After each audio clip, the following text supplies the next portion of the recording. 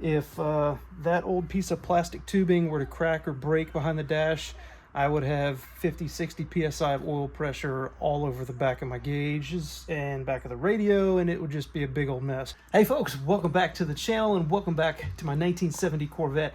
In this video, I want to show you guys probably one of the most important upgrades that I'm doing to my car. And to show you that, we are behind the center console, the center gauge cluster on my Corvette. And for you savvy viewers out there, you may already know what I'm doing here, but right here in the middle is the oil pressure gauge, and this is a mechanical gauge. So as you see, it does have a line hooked up to it, and this is obviously not the factory original. And what I'm holding in my hand here is what the factory original looked like before I took it out.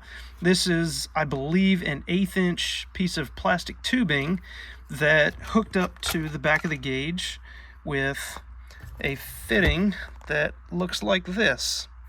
Not a bad setup for 1970, but this is 2025 and we're upgrading this guy because after about 50 plus years in service, these old plastic tubing pieces get brittle and they can snap just like that.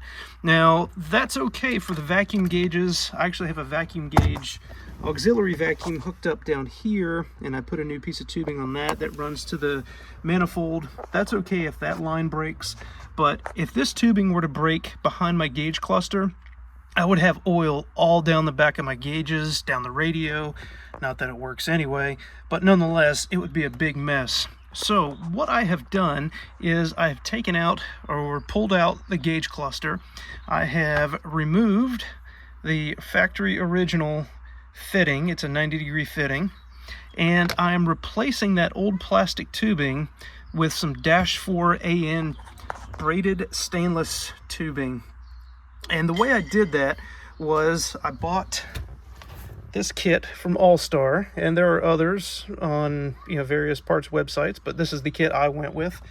Here's the part number 46110-36. It's a 36-inch line, and this is kind of a generic oil feed line. I think some people use these as like turbo oil return lines and so forth. It does come with 3 fittings in the kit. I have one of these male-to-male fittings on the back of the block. I'll show you that in just a second. But I also picked up a 90-degree 3/8 NPT to -4 AN fitting. And then to make the connection between the 3/8 NPT and the back of the gauge, I needed to buy a adapter here. This is another male-to-male adapter, and I'll have all these part numbers down in the description below and links if you guys are interested.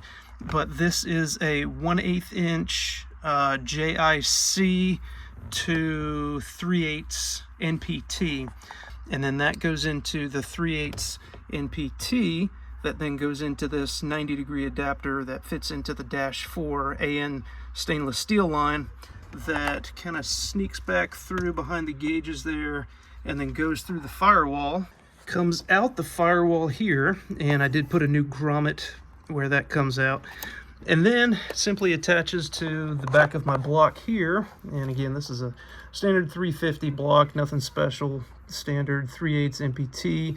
I do have that connector that I showed earlier, the 3/8 to -4 AN fitting, and then that goes to that stainless steel braided line. Also, here's that other vacuum line that I replaced, and that just goes to a fitting on the back of the manifold. Again, this is the kit that I used. Again, it's just a 36-inch -4 AN stainless steel hose with the 1/8 inch JIC male-to-male adapter. And again, I'll have all these down in the description below if you guys are interested. But I've already test fit my gauge cluster, put it back in place, and I do not have any touching, any binding with this 90-degree fitting. It does stick out a little bit further than the original, but again, I don't have any binding when I put the gauge back in its original position. As I said, that is probably one of the biggest upgrades besides the new heads, the new cams, the lifters, rockers, all that stuff. Inside the car, that's probably the biggest upgrade that I'm doing, because again, if that old piece of plastic tubing were to crack or break behind the dash, I would have 50-60 psi of oil pressure all over the back of my gauges and back of the radio, and it would just be a big old mess. So I wanted to show you guys that in case you guys are doing any upgrades or thinking about upgrading anything on the interior. If you've got your panels off for whatever reason, might be a good idea to go ahead and replace that old plastic tubing. Think about switching it over to a stainless steel braided line, and then I'm going to leave this all unplugged, and I'm going to leave all the dash pieces off for right now, so when I fire up the car, we can check for any leaks and so forth. Guys, that's going to do it for this video. Hope it was helpful to you. Hope you guys are enjoying this build. Be sure to click the like button, subscribe, leave me a comment down below. Let me know what you guys are working on. And be sure to stick around for the next several videos, because we've got the engine in the car. I've got just a few more things to hook up before we fire this bad girl up. So stay tuned, and as always, I look forward to seeing you on the next one.